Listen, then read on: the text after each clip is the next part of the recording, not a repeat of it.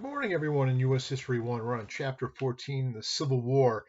Um, this is obviously one of the most significant chapters in the entire course because the nation becomes fractured, and it was brewing really since the inception of our nation. We know Southern interests and regional interests were creating a greater and greater divisiveness in our nation, and we had what I consider to be band-aid approaches to resolving some of those conflicts.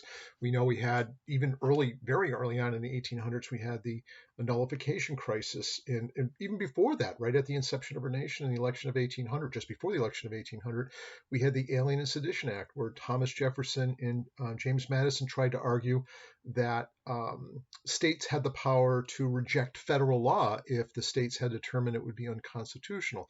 So the tension between federal power and state power was undergirdling a boiling tension in our nation from its inception.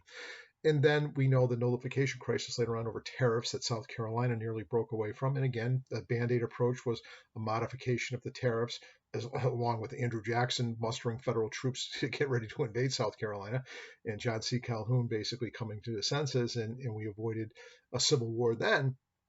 And then later, we also know in 1819, we had the Great Missouri Compromise. How is Missouri going to come into the Union? Is it going to be a slave state, or is it going to be a free state?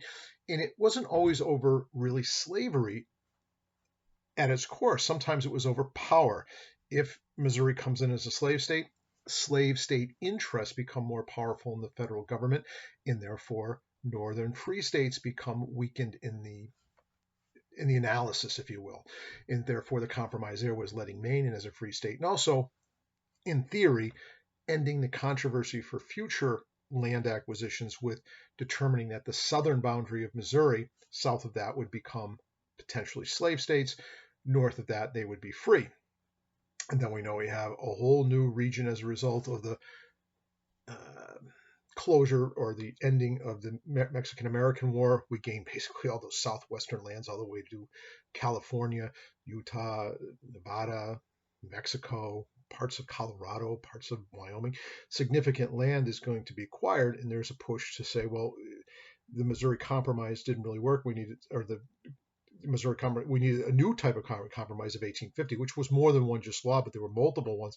California is going to come in as a free state, and the other states Texas would be a slave state, but the other territories would be based upon something called popular sovereignty.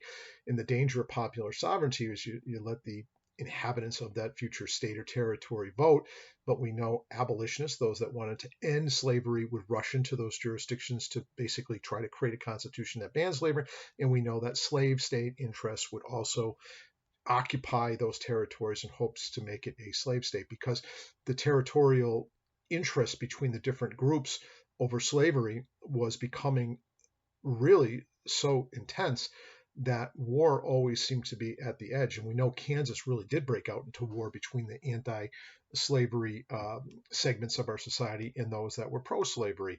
And they called it Bloody Kansas as a result of the Kansas-Nebraska Act, which kind of undid much of the compromises of the previous settlements over these kinds of tension questions. As we progress, the tensions stay very, very high. And then we have the election of 1860. The Democrats are split. The Northern Democrats, some of them pro-slavery, but many of them pro-expansion of slavery. This wasn't about ending the practice of slavery where it previous existed. It's all about the expansion of new territories. And so the Democrats become very, very split. The Northern Democrats and the Southern Democrats, for the most part, they're not a monolithic group, but for the most part, Southern Democrats are pro-slavery, pro-expansion of slavery into the territories. Northern Democrats are not for allowing further expansion, so the party doesn't trust each other with itself. There's a schism. The party breaks up. And as a result of that, the Southern Democrats nominate Breckinridge, the vice president under Buchanan, as their presidential candidate, but they have a second Democratic convention, and they propose the great orator and political leader Stephen A. Douglas, who ran against Lincoln for the U.S. Senate in the previous election of 1858. So the Republicans are unified. And although a fairly new party, it's got some of the old Whig factions, some of the disenfranchised Democrats. It's an amalgamation of many different groups, but they're unified, and they reject a few of the other prominent candidates, guys like William Seward, who ultimately becomes the Secretary of State under Lincoln. But other candidates are too controversial, either because they're pro-immigrant or they're so strongly into abolitionism that the fear of if they nominate that party, it'll lead to defeat in a national ticket. So the most innocuous candidate in the sense of creating division within the Republican Party was Lincoln. So Lincoln was this dark horse candidate. He wins the election, and what happens as a result of winning the election? South Carolina immediately draws up papers for secession. Other states did as well too by their state legislature. Texas actually put it to popular vote, see what the people wanted, and the people wanted to secede from the Union because of the fear as a result of the Republican, and he does win the general election. He beats the split ticket of Douglas, Breckinridge, and there's a couple of the third-party candidates that help split the ticket significantly, and Lincoln wins a plurality of the vote, not a majority, but a plurality of the vote, and he wins the Electoral College. He's going to become the next president, and therefore southern states start succeeding, either by state legislatures making the proclamation or by popular referendum like in Texas. Nonetheless, it's clear that the southern states, not all of them, some of the they're called border states, actually stay loyal to the Union because, well, they're probably because they're on the edge of the North, and they just don't see they don't see the institution of slavery necessarily being extinguished in their home state, and they're willing to be more pro about nationalism and staying with the Union. States like Kentucky, Missouri, surprisingly, Tennessee, I'm trying to think of all the states that stayed unified on the border. Tennessee, I know because Johnson's going to come from there. Yeah, it's Delaware, Maryland, Missouri, and Kentucky. I'm surprised they didn't mention Tennessee as well. Tennessee also stays loyal to the United States during this period of time because the vice president under Lincoln, largely because of trying to keep unity within the nation, is from Tennessee, and that's Andrew Johnson, later one of the most vilified presidents in history, one of the very first president ever impeached but not indicted by one or two votes. Really incredible, mostly because he was so disliked in his inability to do Reconstruction in the South the way the radical Republicans want to do it. I'm way ahead of myself. That's the next chapter. So when succession happens, war doesn't really break out, and that always surprised me when I studied the Civil War a little more deeply. I always thought, like, they succeeded, all of a sudden, there's shots fired. That's not true at all. But Buchanan remains the president during that lame duck period. We know the future president is going to be Abraham Lincoln, and during this period of time, these southern states are declaring, we're done. We're quitting the Union just like we joined voluntarily. We're going to leave peacefully. We'll be good neighbors. See you later. And there were some people who thought that might work. Others thought that new compromises or new maybe constitutional amendments would come into play that would bring the Union back into the fold. But what did Buchanan do? Absolutely nothing. Buchanan, I always joke with my friends and my kids and stuff. And every so often I say, give me your three worst presidents in American history, but let's keep it from 1976 prior, because I don't want to get into the current era where there's a lot of tension over whether certain presidents are good or bad. It's incredible, the polarization in this country now, maybe a little less so right now, but for a while, couldn't even talk about it intelligently without fisticuffs breaking out. But and then I see people mull over, people that don't know history at all. They often name Nixon because of recent history. Other people name Jimmy Carter partially because it wasn't a great successful presidency he was in there, and Nixon because of the scandal. People name different presidents that have a sort of a black eye for different things that they did during their administration. But I'll tell you, Buchanan probably deserves to be up there because of his inaction, and he was also the backdoor maneuver to get the Dred Scott decision made, which certainly brought the country closer to chaos over the question of slavery's expansion in the Western territories and in previous territories where slavery had already been determined to be null and void. So when does the war actually break out? Lincoln basically says, I don't want to go in with armament. I don't want to go at war. We want to do this thing through civil resolution. And then it ultimately happens where there's a military base, Fort Sumner, I think in South Carolina. I'm not always good with things like that, sometimes specific dates and things. But we knew the new Confederacy, although argues later in history, and they try to shape history to say this was over states' rights and abandoning an overly burdensome and tyrannical federal government, just like the Revolutionary War was. But the crux of it was the preservation, promotion, and honoring, really, the institution of slavery. In fact, if you look at many of their declarations of succession and their constitutional preambles, they're all related to the preservation of slavery. So there's no question that although states' rights are related to the question, and there are other factors that go into the Civil War, it's about whether or not slavery is going to be expanded and or preserved in the southern states. And ironically, Lincoln, at the inception of the Civil War, and many of the Republicans or other groups that were against the expansion of slavery weren't trying to, at that juncture at least, trying to end slavery in the southern states where it already had existed. That's when the Civil War creates an evolution in that thought, including in Lincoln. Lincoln initially was tampering with, and I'll bring up one Senator John Crittenden, and it's not in the book, but Senator Crittenden comes up with this compromise, basically proposed a series of constitutional amendments that guarantee, this is before actual fighting breaks out at Fort Sumner, guaranteed slavery in the southern states and territories that had already been defined as such, and guaranteed, and the federal government interstate slave trade regulatory power would be limited, and offered to compensate owners if they couldn't recover their fugitive slaves that escaped to basically free areas. And Lincoln supported that initially, but it just didn't go anywhere. The South, those southern states had decided to succeed, in the northern states that were at odds with the expansion of slavery in certain areas just didn't find the Crittenden amendment to the Constitution, which would be unamendable. I don't know how you make an amendment to the Constitution so unamendable, but that was the principle behind it, to get everyone to cool down and say, hey, it's preserved. It's going to be here for as long as time exists, because it's an unamendable new addition to the Constitution was the thought. Crittenden had a very high stake in this and why he pushed it, and I was surprised the book didn't go into it. Two of his sons were, I believe, generals, one in the North and one in the South, and so he had a very familiar motivation to try to create peace. But there were many other olive branches before armed conflict actually broke out to try to either preserve the Union or to create some kind of resolution to this, like we had many times before over the last century. It didn't happen. And we know that is the Fort Sumner, Charleston, South Carolina, breaks out in 1861, April 12th. We know as a result that Lincoln says, that's it. We can't give up federal property within the southern states. It's not going to happen. He called for 75,000 volunteers to serve 3 months to suppress the rebellion. And a lot of people thought this would end very, very soon. Winfield Scott came up with the Anaconda Plan, which was the plan that was ultimately done throughout the Civil War, basically circling all the way around the South, using the Navy, because the North had the Navy. The South really had no Navy whatsoever, and they had to make a Navy from scratch during the inception of the Civil War. Very, very difficult. We're going to strangle them. No supplies are going to come in. No exports are going to go out. We're going to strangle them economically, and we're going to cut off their supplies. And I thought we could do it very, very quickly. Lincoln supported the idea of the Anaconda Plan by General Winfield Scott, the hero, but one of the great military leaders of the Mexican-American War of 1848.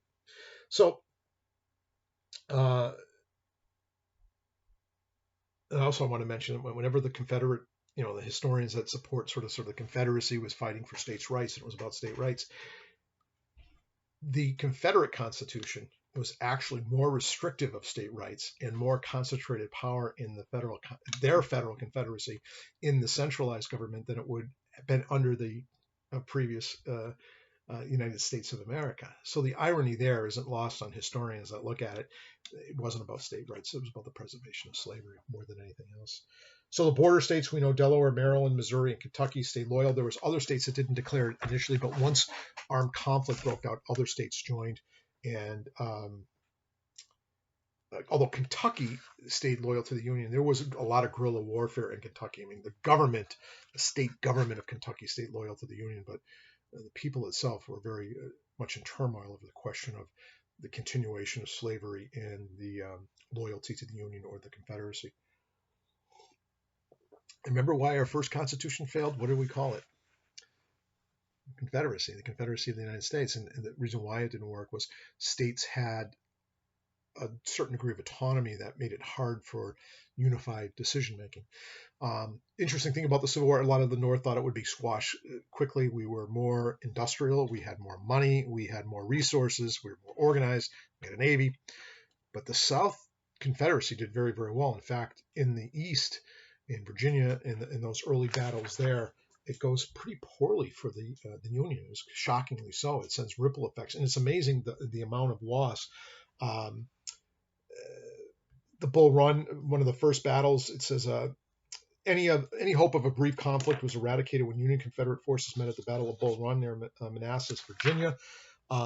It was shocking. I forgot how many people died there, but it was shocking. The toll was just so huge. No one ever could imagine a war or death toll in one battle to be that significant. Um, really, really remarkable how many people died. I think it was 24 or 25,000 people between the two groups. And the South, the Confederacy, basically claimed a victory in that one. Then the Confiscation Act started coming into play. It's kind of almost a precursor to the Emancipation Proclamation, basically the confiscation of African Americans and African American slaves in droves fled to Union lines. They weren't always put in the military right away, but in fact, initially the North, the government of the North said, no, we don't want anything to do with them. But the reality was, well, if you're taking away slaves from the South, you're taking away labor from the South. You're also potentially bringing in labor for the North. So we're going to create a law called the confiscation laws to basically set up these methods by which we weaken the South but strengthen the North through it. And that's what the Emancipation Proclamation is going to declare later on. Yeah, so initially George McClellan, the Northeast, he's a very hesitant military leader. He always overestimates the opponent's resources and manpower, and he creates this peninsular campaign, and he tries to go into on the York and James River in Virginia, and he constantly misplays things, and he's so hesitant that he often has very, very little success. The success for the Union soldiers are taking place in the West. And who's fighting in the West? Well, the Union soldiers are fighting in the West, but who's leading the Union soldiers in the West? A guy by the name of Ulysses S. Grant. He's doing very, very well. He ultimately captures New Orleans, and now the stranglehold's taking place. Supply lines are cut. The ability to navigate through basically waterways is lost as a result of the success of the Western battles fought by Ulysses S. Grant. But the war is amazing. It says, the Union victory at Shiloh is only a 2-day war, 2-day battle, I should say, along the Tennessee River, shocked both the North and Confederacy with approximately 24,000 casualties, a number that exceeded casualties in all of the United States' previous wars combined. Civil War was nasty, unbelievable. But the capture of New Orleans proved a heavy blow to the Confederacy, and it capped 1962, the success in the Western theater. And the Western theater is going to basically, just like the anaconda concept of a constrictor, it's going to eventually lead to the Union's victory. But man, the South puts up one hell of a fight in the East until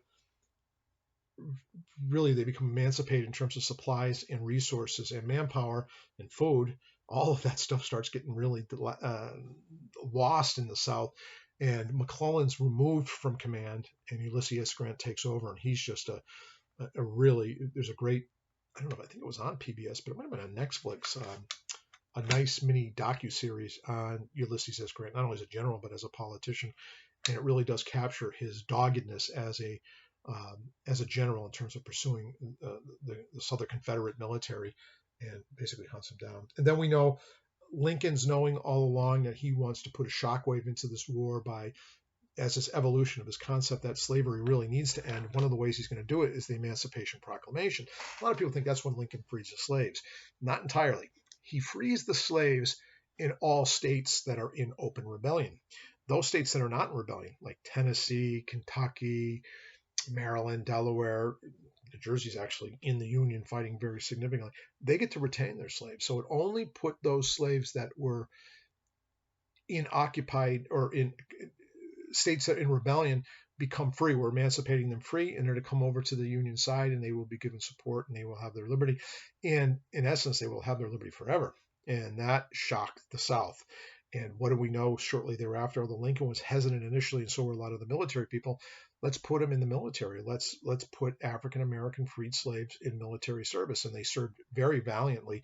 I think 11 of them received the Congressional Medal of Honor, but many of them fought and died. Many of them were unfortunately regulated to segregated units and often did the more tedious task of supply line, cooking, cleaning, setting up camps and things like that.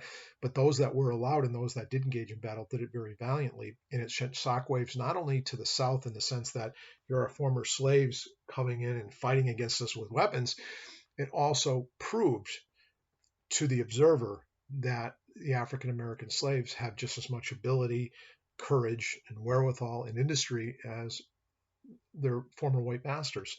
And that was in many ways a changing point to the mentality of even those in the North about not only ending slavery in terms of its expansion in the Western territories, but ending slavery as a whole as an inhumane practice. Because part of the justification of the South was slavery was a natural condition for people who are lesser than them, who are inferior. And there's a long history of slavery throughout the world, and it's consistently argued, in that era at least, that some people were destined to be in the slave class, and those were Africans. This really putting former African slaves, African American slaves, they weren't American until after the 14th Amendment gets passed, but it's still, I think, appropriate to call African Americans. They proved themselves worthy of the humanitarian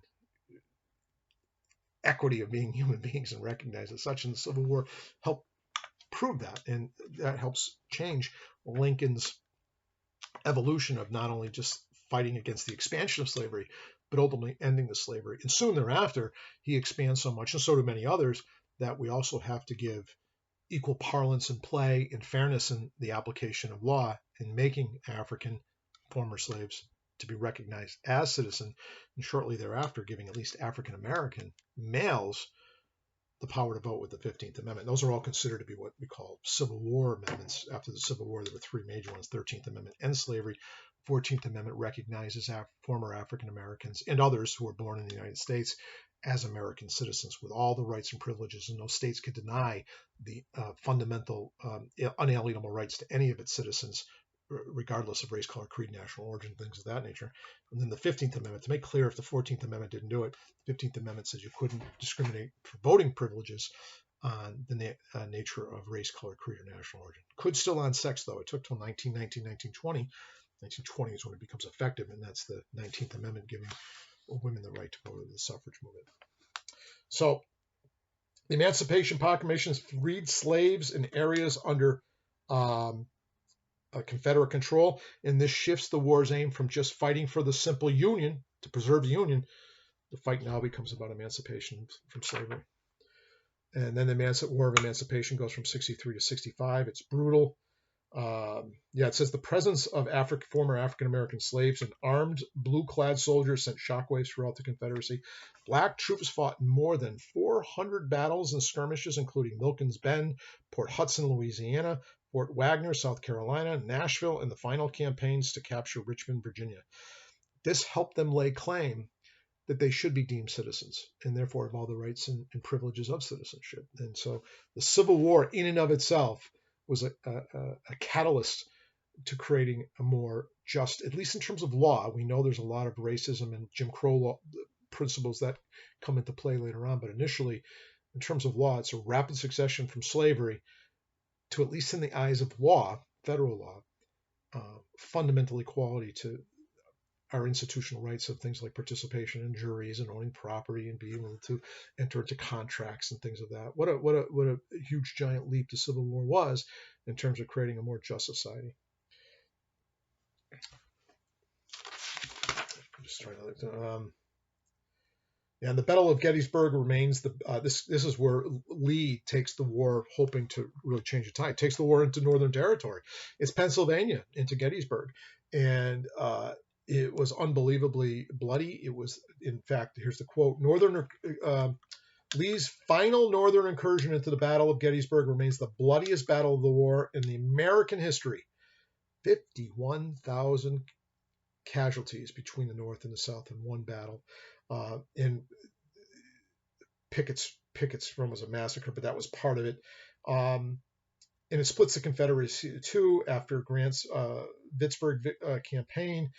And the South is falling apart. It wasn't shortly thereafter that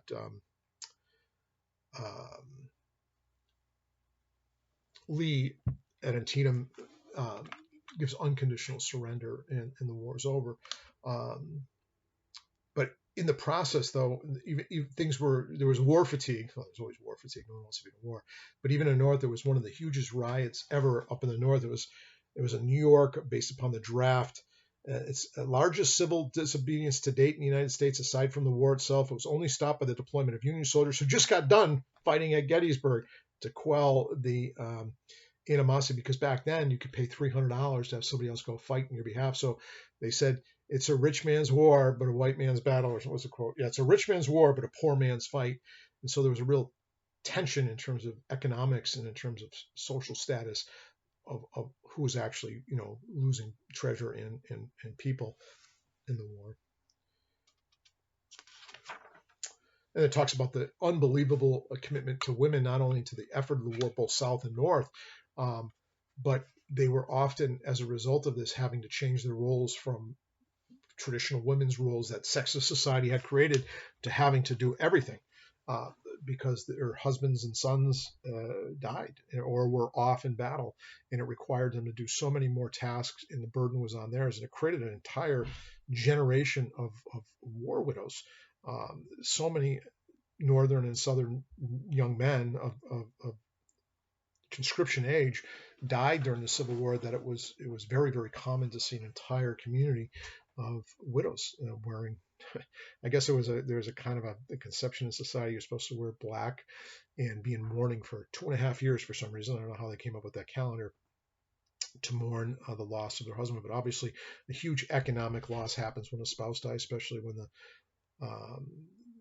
historically, because of sexism, the husband was the primary breadwinner, and now these women are not only going to be responsible for raising their children and keeping control of the homestead, but also to become a breadwinner during that period of time put a huge responsibility on the shoulder of women in that era, both North and South.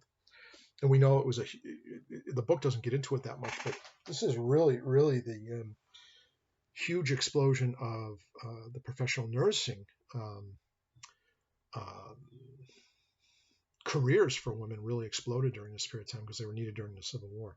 They talk about some of the more significant things where many people probably died more of disease than actual bullets or bayonets during the war because of the nature of the dysentery and other unsanitary conditions that occurred during that time, but also the fact that we didn't have things like antibiotics or modern medicine, and oftentimes in order to save somebody, you hope that someone got hit on one of the extremities, and what they did was amputation became very, very, I must say popular, but it was huge, and there was a lot of people after the Civil War that would be, one-legged or one-armed as a result of the Civil War. And unfortunately, there's pictures in your book of these people about to cut off a limb, a leg. Yeah, in the North, conditions in hospitals were somewhat superior. This is partly due to the organizational skills of people like Dorothy Dix, who was the Union superintendent for Army nurses. Additionally, many women were members of the United States Sanitary Commission and helped staff and supply hospitals in the North.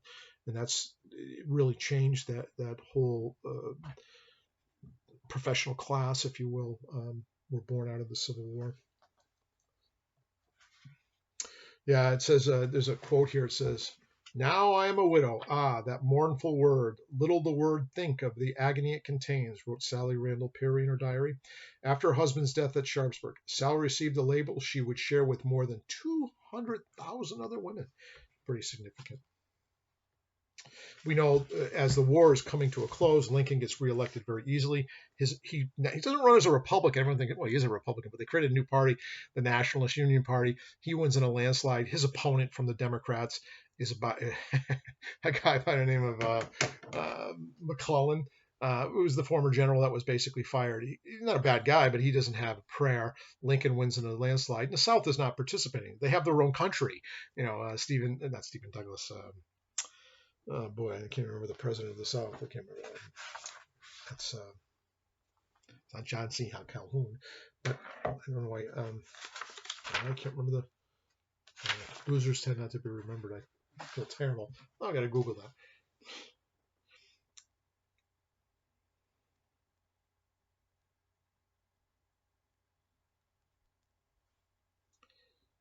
Jefferson Davis. Actually, I have a friend of mine. I should know there's a friend of mine, Jefferson Davis, who actually is he's not really a friend. He's more of an acquaintance that I follow around. He's a big collects music from that era and tries to preserve it.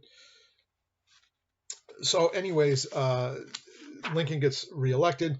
We know ultimately he is going to push through. He's going to be assassinated not too long after that. He creates a second, and it really is a beautiful inauguration when you think of John F. Kennedy's "Ask not what your country can do for you, but what you can do for your country." Some inauguration speech are better than others, and Lincoln, great speechwriter, great, just thoughtful in his words like no other president either before or since. Was, I thought, quite beautiful. And it's too bad that the Southern radicals, well, assassinated him, because his goal at the closure of the Civil War was to heal the nation and to not really bring retribution and or harshness to the Southern states before they were brought back into the fold. That's what the next chapter is. How do we bring everybody back together? It was going to be a real complex question. And if Lincoln stayed in office and survived, it probably would have been a more humane olive branch type of approach, because this is what he believed. And I do like his words in his inauguration speech of March 4th, 1865. "With malice towards none, with charity for all, with firmness in the right, as God gives us to see the right, let us strive to finish the work we are in, to bind up the nation's wounds, to care for who shall have borne the battle, and for his widow and his orphan, and to do all that which may achieve and cherish a just and lasting peace among ourselves and with all nations." And he really meant it, and there's no question about it. And one of the ironies is he's still seen as the, he's the head of the Union authority, and so he's obviously a target for assassination. But the irony of it is he was actually a fairly thoughtful man in terms of how he was going to treat the Confederate States at the closure of the war. And Andrew Johnson, although very pro-South, was incompetent, for lack of a better way of saying it. And other leaders that might well take control are going to have, especially the radical Republicans. Congress pretty much takes over after Lincoln is assassinated. The Congress with the radical Republicans are very, very powerful, and they are the ones that push through the 13th upending slavery completely, abolishes slavery. The 14th Amendment, which gives African Americans or anybody else born in the United States citizenship, in no state shall be able in the future to deny any of its citizens fundamental rights that are deemed established under the Constitution. And then the 15th Amendment, banning the any kind of disparity in voting rights for different races. Those were all pushed through by Congress. Andrew Johnson didn't want any of those things. And the radical Republicans were, in many respects, very, very hard. They wanted retribution from the South. Some of them were pushing for taking away all the lands from Southern plantation owners and distributing to African Americans. Some people might think that's a great idea, but the concept of trying to heal the nation fairly rapidly was lost with the loss of Lincoln. But I'll leave you with that. A lot of people like to talk about all those different specific battles, and I know there's a lot of Civil War buffs. I'm one of them as well. I just don't think the dates are nearly as important as the recognition of why it happened, how it was ultimately resolved, and what Reconstruction is. And some U.S. history classes end with the Civil War, and then U.S. history 2 starts with Reconstruction. I do it as an overlap. This book and the course was designed to go over Reconstruction, and so if you take U.S. history 2 with me, I tend to go back and go over Reconstruction again, because it leaves a huge number of really disturbing questions, I think, how Reconstruction actually plays out. Anyways, that's my blabbering about chapter 14. Hope everyone is well. Don't be afraid to reach out and ask questions or raise concerns, and be well.